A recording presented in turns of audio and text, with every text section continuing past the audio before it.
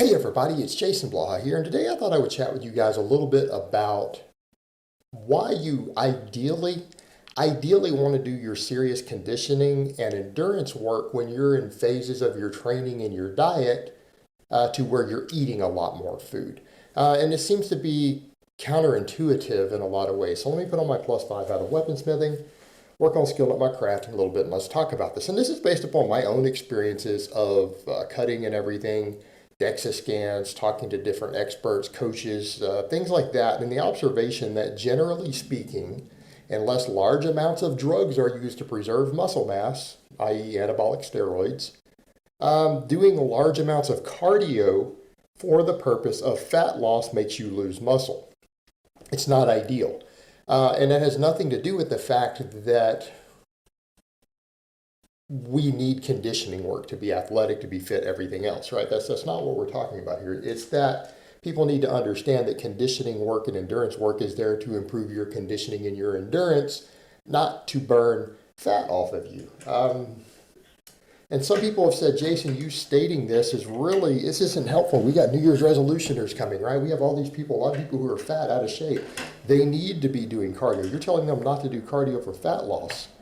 That's not really what I'm saying, but they don't need cardio in the traditional sense. When we're talking about cardio, I'm not talking about the amount of cardio that an out of shape person is even physically capable of doing.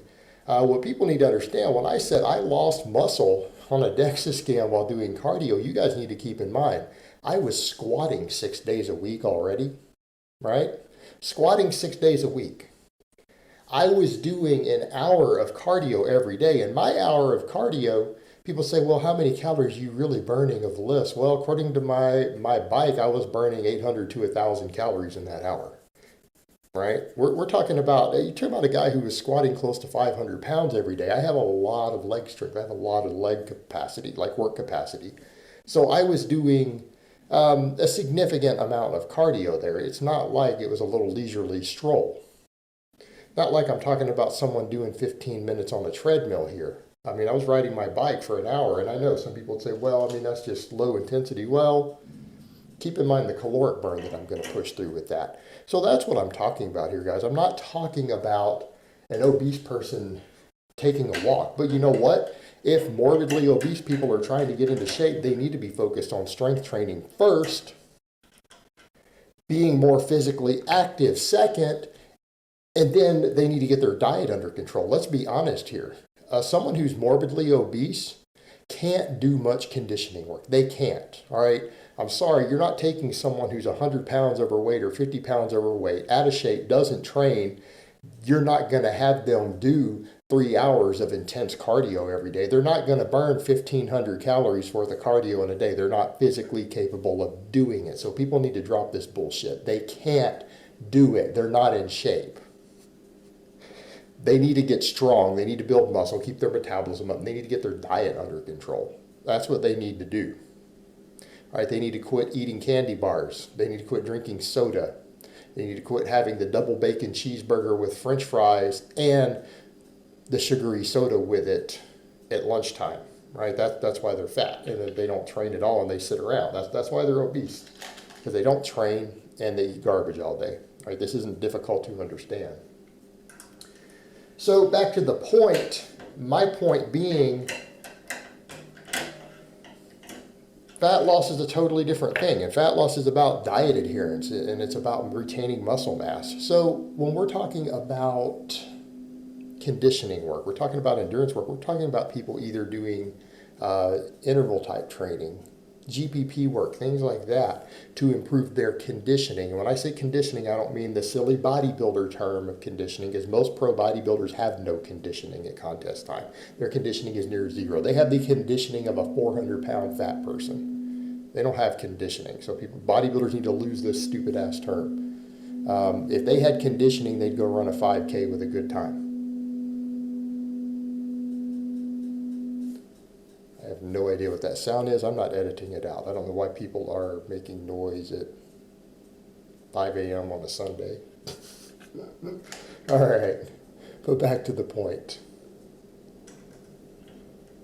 Or you're doing endurance work, you're getting ready to run a marathon, you're getting ready to do a triathlon, right? That's endurance work for athletes. That's what I'm talking about when we talk about endurance work and conditioning. This needs to be done in periods of time when you're eating. Because you need to be able to accommodate the training. You need to be able to adapt to it. And if someone isn't eating enough calories to either maintain their weight or to gain body weight, they're not going to develop the sort of endurance they want. They're not going to be able to put the miles in that they want for the endurance. They're not going to be able to do enough GPP sessions and still recover from it, right? People need to understand the difference here. When we're talking about things like this, we're talking about getting better performance. We're talking about being able to run longer. We're talking about someone being able to stay in a ring and make it through all the matches of a boxing match or an MMA match, through a whole basketball game, run their marathon, run their super marathon. All right, that's what we're talking about. And if you're doing that, you need to be eating enough. And that's the point I'm coming to with all of that. I've never said that these things aren't important for athletes or fitness. They are. But they need to be reserved for phases to where you are doing, consuming enough calories to handle it. For example, earlier on, before I cut my cardio out, I bulked last year, right? I bulked while doing concurrent periodization, 4 days a week, and I was gaining a pound a week. I was doing an hour of cardio every day with that. I wasn't losing fat. I was doing it during a bulking phase. And accordingly, even though I bulked and got pretty fat, I gained a hell of a lot of strength, a hell of a lot of muscle doing it, and I kept my blood pressure and stuff in check. So what I'm telling people is that things like cardio and conditioning, even from a fitness perspective, if you were doing it for your health, that's really kind of the ideal time to be doing it, isn't it? If you're going to be doing, say, some lower intensity cardio purely to help with things like your health markers, right, your blood pressure, stuff like that, do it when you're bulking. Why wouldn't you? It's the ideal time to do stuff like that. It's not like you're not getting enough food to recover. In fact, the fact that you're doing that extra activity that is fairly easy to recover from and allows you to eat more food is going to give you better nutrient partition. It might give you better overall recovery. It might improve your lifting and your strength. So that's a good time to do it. And that's the point I've been making with all of that, is that it's not about being anti-cardio or anti-conditioning. It's about understanding where to put it in your different phases, where you should focus on it. And I'm not even saying people shouldn't do any cardio or conditioning during cutting phases if you've built a work capacity that allows for it. What I'm saying is trying to use it as a fat loss tool doesn't work. It burns off muscle as quickly as it does fat for people who've already built a base. It just does, and it's been my experience. Let's be honest here, getting your calories under control, being able to train with as much workload with your resistance training and your higher intensity stuff as you can get away with while getting your diet adherence in order. That's the key to losing body fat. That's the key to losing body fat. That's how you do it. Cardio is not a tool for that. Cardio's tool is to improve various health markers, to improve your endurance, to improve your conditioning. That's why we do this stuff. And it's a form of training. And since all of us are strength training, all of us are resistance training, you can only handle so much training, so much adaptation. And at a certain point, you've got to increase food to be able to recover from all of it. You need fuel for all of it. And if you're not at least at maintenance calories or in a surplus, you're not getting enough food to fuel and recover that many training sessions per week. If you're maximizing your strength and hypertrophy training, and you're doing conditioning work on top of it, any significant amount, I don't mean the fat person walking around the block, I'm talking any sort of real conditioning or endurance work, you need food. If you don't, you're not going to recover from your training, you're not going to adapt, you're not going to gain the strength, the muscle, the conditioning, any of that stuff that you're looking for. You're going to have to eat. And ideally, you're going to need to be at least maintaining body weight.